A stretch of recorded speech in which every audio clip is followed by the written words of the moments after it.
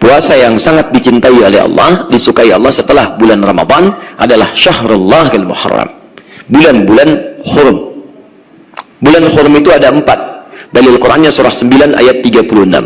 Inna iddatash syuhuri 'indallahi 12 syahran fi kitabillah yauma khalaqas samawati wal arda minha arba'atun hurum. Ada 4 bulan hurum. 1 Dzulqa'dah, 2 Dzulhijjah, sekarang sudah sampai 25 Dzulhijjah, 3 Al-Muharram bulan depan, yang keempat bulan Rajab. Pada bulan-bulan itu disunahkan kita memperbanyak amal soleh. Kalau Anda kerjakan amal soleh, maka status pahalanya naik di bulan-bulan itu. Jadi kalau sekarang Anda sholat, pahalanya bertambah. Kalau sekarang Anda misalnya baca Quran, pahalanya bertambah. Kalau sekarang misalnya Anda infak, pahalanya bertambah. Mumpung masih ada waktunya, ayo tingkatkan. Nah, caranya bagaimana?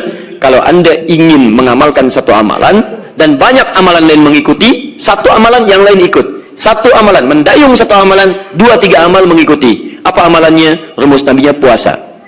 Karena dengan puasa, yang lain akan ikut. Anda kalau tidak puasa, jangankan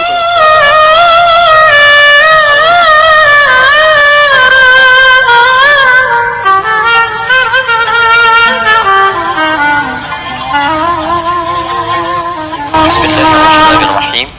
Assalamualaikum warahmatullahi wabarakatuh. Alhamdulillah, wassalatu wassalamu ala rasulillah wa ala alihi wa sahbihi wa man wala wa ba'du. Saya ibadallah, usi nafsi wa iyyakum bitaqwallahi faqad fazal muttaqun, fala tamutunna illa wa antum muslimun. Faqala ta'ala, ya ayyuhalladzina amanu taqullaha haqqa tuqatih wa la tamutunna illa wa antum muslimun. Assalamualaikum warahmatullahi wabarakatuh. Ustaz, mohon dijelaskan tentang saum-saum sunnah di bulan Muharram apa saja. Masya Allah, bulan-bulan haram itu memang disunahkan kita untuk puasa. Hadisnya di Al-Bukhari nomor hadis 1379. Ya, puasa yang sangat dicintai oleh Allah, disukai Allah setelah bulan Ramadan adalah Syahrullahil Muharram, bulan-bulan hurum. Bulan hurum itu ada 4. Dalil Qur'annya surah 9 ayat 36. Inna iddatash syuhuri 'indallahi 12 syahran fi kitabillah yauma khalaqas samawati wal arda minha arba'atun hurum. Ada 4 bulan hurum. 1 Dzulqa'dah, 2 Dzulhijjah, sekarang sudah sampai 25 Dzulhijjah, 3 Al-Muharram bulan depan, yang keempat bulan Rajab. Pada bulan-bulan itu disunahkan kita memperbanyak amal soleh. Kalau Anda kerjakan amal soleh, maka status pahalanya naik di bulan-bulan itu. Jadi kalau sekarang Anda sholat, pahalanya bertambah. Kalau sekarang Anda misalnya baca Quran, pahalanya bertambah. Kalau sekarang misalnya Anda infak, pahalanya bertambah. Mumpung masih ada waktunya, ayo tingkatkan. Nah, caranya bagaimana? Kalau Anda ingin mengamalkan satu amalan, dan banyak amalan lain mengikuti, satu amalan yang lain ikut. Satu amalan, mendayung satu amalan, 2-3 amal mengikuti. Apa amalannya? Rumus nabinya puasa. Karena dengan puasa, yang lain akan ikut.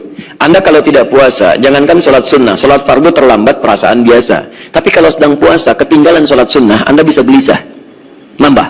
Anda kalau tidak puasa, jarang baca Al-Quran. Tapi kalau sedang puasa, ada dorongan baca Al-Quran. Anda tidak puasa, tuh di depan ada yang minta, belum tentu dikasih. Tapi saat Anda sedang puasa, yang nggak kelihatan mata pun, Anda catat. Cek saat Ramadan, bukankah fakir, miskin, yatim, Anda tulis, Anda cari. Dan hebatnya, orang puasa itu akan cenderung untuk meninggalkan maksiat. Dia tekan. Saat sedang puasa, dikelaksonin orang, bisa marah. Dicela, bisa membalas. Tapi saat sedang puasa, Anda bisa tahan semua itu. Minimal, takut batal puasanya. Sudah jam 5, tinggal 30 menit lagi mau buka. Dicela orang habis-habisan. Dasar kamu begini, begini, begini, begini. Masya Allah. Antum gak akan balas. Tahan. Takut batal. Kata teman, kenapa gak dibalas? Ntar habis maghrib. Habis maghrib.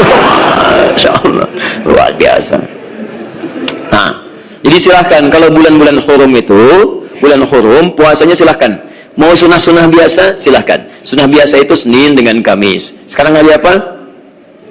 Hari Sabtu. Nanti lusa, Ahad, lusanya Senin, silahkan puasa. Kamisnya puasa. Ayamul Bid sekarang sudah lewat, tunggu bulan depan.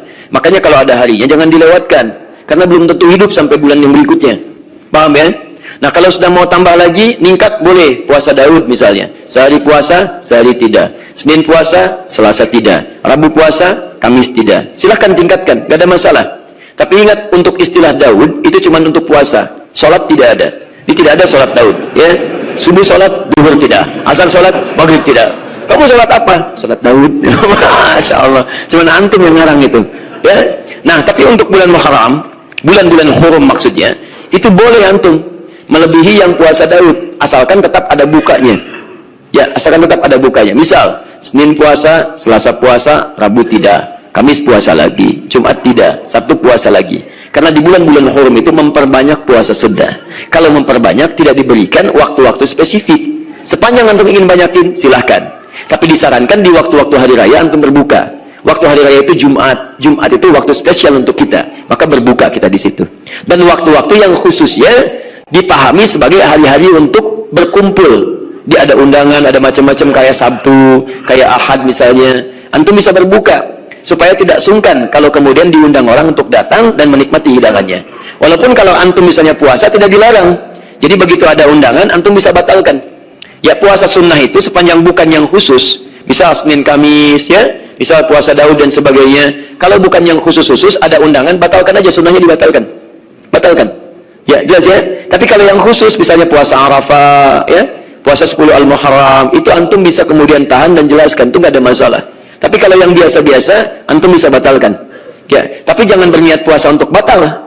Awas, hati-hati. Ada pernikahan nih hari ini, Masya Allah, puasa ada pahala, Masya Allah. Begitu sudah masuk kepada waktunya, datang, mau kemana? Buka. Masya Allah. Dah ya, cukup dulu ya. Cukup dulu, karena pagi ini kami ditunggu, harus menyampaikan satu hal yang penting, ya dalam momentum yang penting, ada pernikahan yang saya diminta untuk menyampaikan kata sambutan, untuk dua keluarga. Dan juga Alhamdulillah insya Allah katanya Pak Gubernur bisa bergabung.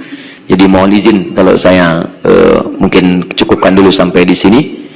Saya memotivasi, mari kita amalkan apa yang telah kita bahas sama-sama. Teman-teman, ikuti Nabi dalam setiap aktivitas kita. Kamu, Anda, saya, kita sudah berkomitmen bahwa wa ilaihin nusyur untuk hari ini. Maka siapkan rencana Anda sampai dengan tidur kembali. Ayo. Sekarang mau sholat duhur nanti di mana? Asar mau jamaah di mana? Hari ini mau membaca berapa ayat Quran? Hari ini mau menghafal berapa ayat? Ayo hadirkan dalam diri kita. Infaknya mau berapa hari ini? Harus punya posnya. Ya, tidak harus diartikan dengan uang. Bisa dengan makanan, dengan pakaian. Hari ini mau sedekah apa? Minimal dengan senyuman. Jelas ya? Mudah-mudahan Allah merahmati kita semua. Mudah-mudahan Allah memberikan yang terbaik untuk kehidupan kita dan mengampuni dosa-dosa kita sebelum kembali kepada Allah Subhanahu wa Ta'ala. Demikian, berjumpa nanti maghrib di Masjid An-Nur di Bio Farma. Kita akan membahas tentang rumus bahagia dalam naungan Al-Quran dan Sunnah. Kalau antum belum bahagia sampai hari ini, maka apa tipsnya dari Al-Quran dan Sunnah?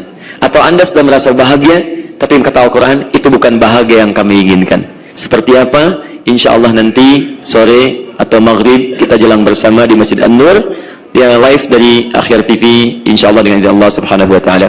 Kita akhiri dan ada peluang untuk salat syuruk untuk kita amalkan. Subhanakallahumma wa bihamdika asyhadu an la ilaha illa anta astaghfiruka wa atubu ilaik. Wa akhiru da'wana alhamdulillahi rabbil alamin. Wa'afu minkum. Maaf, saya minta untuk teman-teman ada permintaan, mohon doakan saudara saya Muhammad Fauzan Rehan, sakit virus GBS, sudah dirawat 3 pekan di RSHS, sekarang lagi masa kritis. Saya mohon untuk kita semua, kita doakan saudara kita Muhammad Fauzan Rehan, semoga Allah bisa mengangkat penyakitnya, memberikan yang terbaik untuk beliau, dan insya Allah disabarkan keluarganya dan mendapatkan sisi yang terbaik di hadapan Allah Subhanahu wa Ta'ala. Allahumma shfi shifaan ajila, shifaan la yughadiru saqama. Allahumma shfi shifaan ajila, shifaan la yughadiru saqama, innaka antas syafi la shifaa illa bi syifaika ya arhamar rahimin.